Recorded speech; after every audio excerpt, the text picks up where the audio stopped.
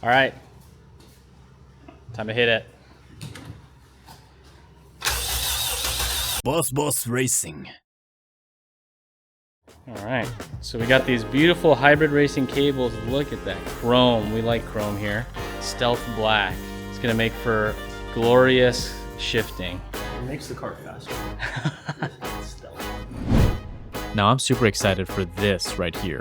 This is the hybrid racing K-swap race shifter, and it is hot. The craftsmanship of this shifter is so eye-catching, and I've been jealous of every car that I've seen that has it, so naturally I'm stoked to have this at BAO. So it only goes on one way with these little inserts here. Yeah. That's to be able to cover up right here. A nice piece. Nice, and they gutted it all out in here. It's nice and lightweight. Can't beat it. I cannot wait to start rolling through gears in this car while VTEC is coursing through my veins. And it's no surprise to anyone that I've been devoting a lot of my attention to the Boss A90 Supra, but I'm so looking forward to taking a step back and focusing on BAO. It's a super lightweight front-wheel drive chassis with a tiny little high-revving, naturally aspirated 4-cylinder engine mated to a manual 6-speed transmission. It's actually the antithesis of everything that the Supra is, and I love it for that.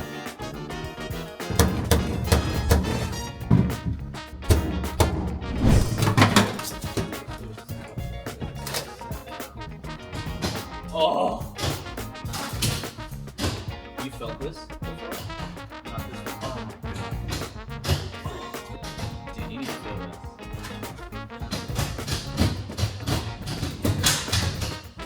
You're like Jackie Chan in that movie. You know what I'm talking about?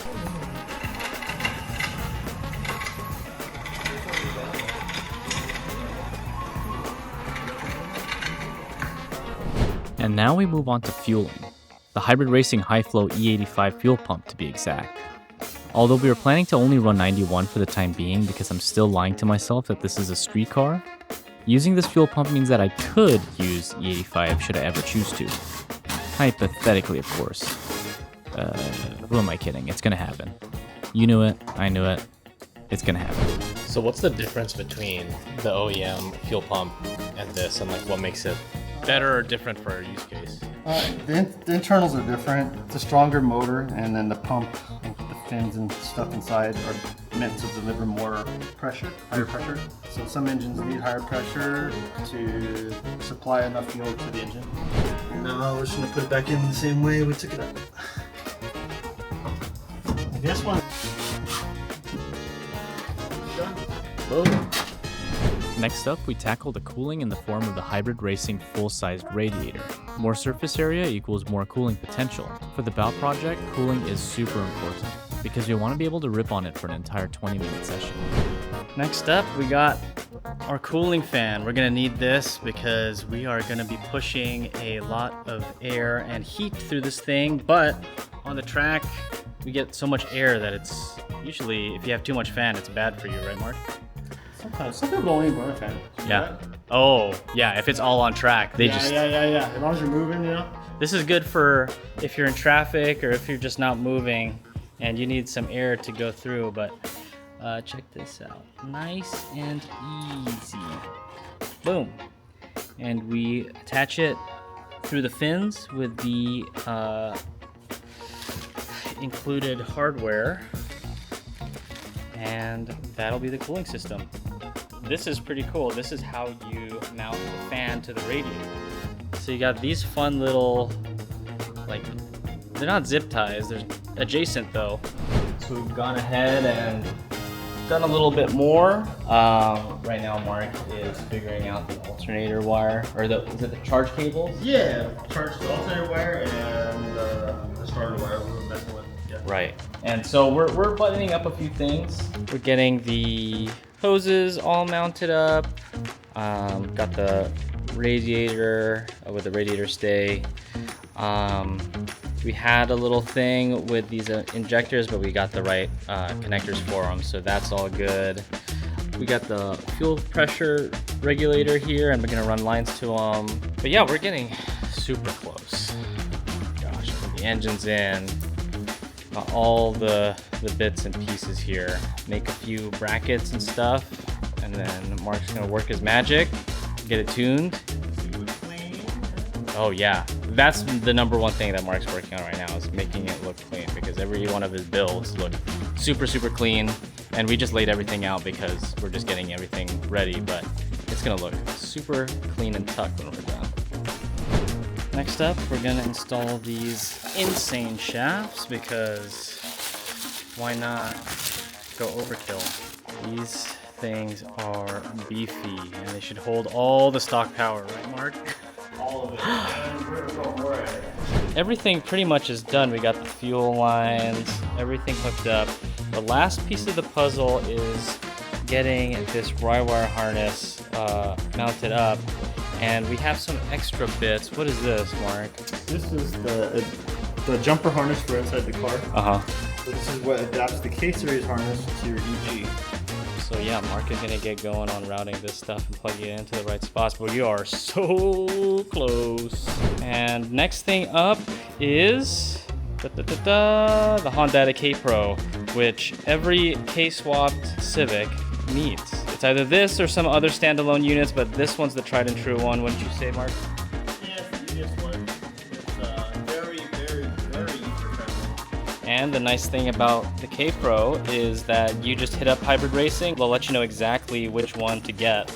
And this one came with an ECU, which is awesome. Now we move on to the Hybrid Racing cold air intake, which will most likely be the crowd favorite when I stick a microphone right next to it for my driving videos.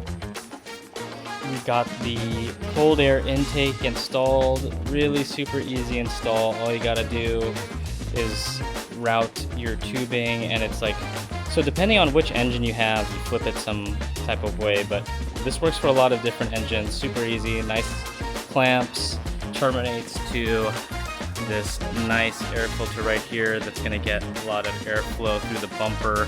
Comes with a powder coated bracket, super easy to install. The only thing that you have to do, which I'm not sure if you're going to see, is you're going to have to drill a hole and insert this sensor right there. That's super easy. And as we get closer to buttoning up the engine, it's kind of easy to see how clean this all is. Thanks to Hybrid Racing, you have access to all these nice like Rywire harnesses and stuff to make it look super clean. And of course, Mark made it all nice by tucking everything, and you can too. Just spend a little bit more time to make sure that you got all your wires tucked nicely so there isn't much binding anywhere where something bad can happen. But yeah, it's kind of nice to see the engine buttoned up with all the sweet Hybrid Racing logos everywhere. That's how you know that you have quality in the engine bay. So we are nearing the end of the road with this thing. Mark pretty much has got all the wiring sorted. The battery's in, it's got oil in the engine, it's got coolant in the radiator. We're just about ready to give this thing a start. The last thing that we have to put is the ECU in, and then see if it all works. But I'm hopeful, and I'm stoked to get this going. Ooh. So from Hybrid Racing, we got the KPro that you obviously need for this K20 swap. And right now, we're gonna throw it in the car. So included in this kit are some wires. I know that you could use an AIM dash with that, right? Yes. Yeah, you just have to plug in the CAN wires to your AIM dash. They'll receive data that way. Here's the USB to upload tunes, which we will inevitably be uploading some tunes. But let Hybrid Racing know exactly what your use case is and what your swap is, because they'll point you in the right direction. I was kind of lost because it was before I met Mark, and I had no idea where to start from, but David at Hybrid set me down the right path, but we're gonna put that in now. There we go, hooking up the brain straight to the engine. We still are figuring out how exactly we're gonna mount this thing, but first things first, let's get this car running and then we'll make it all nice later. All right, time to hit it.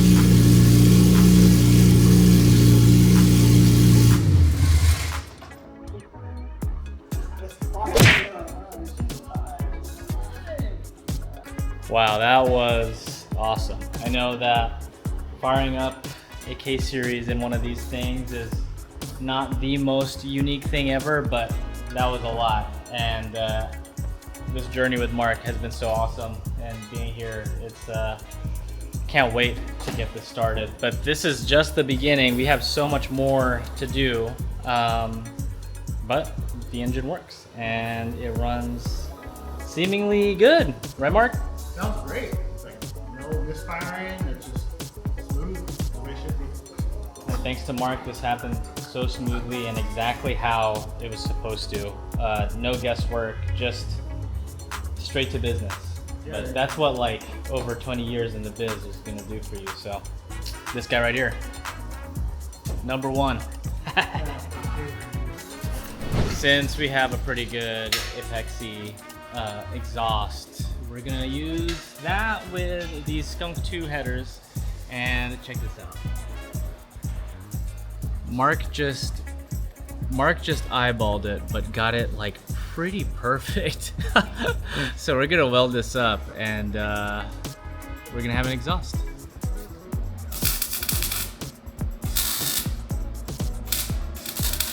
All right, got the exhaust all buttoned up. Let's hear it with the exhaust.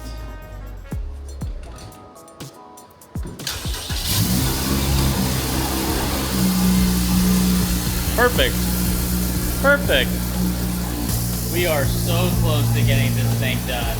Engine's in, engine's running. The exhaust is hooked up, so now it doesn't sound like a rally car. We're almost done. We're almost driving this thing on the track and on the street, so I can't wait. Last thing to do is to button everything up and put in our MCS 3-ways that we got courtesy of MCS, thank you MCS, and get a tune. And we'll be driving on the track with Mark and all of our friends. Boss Racing.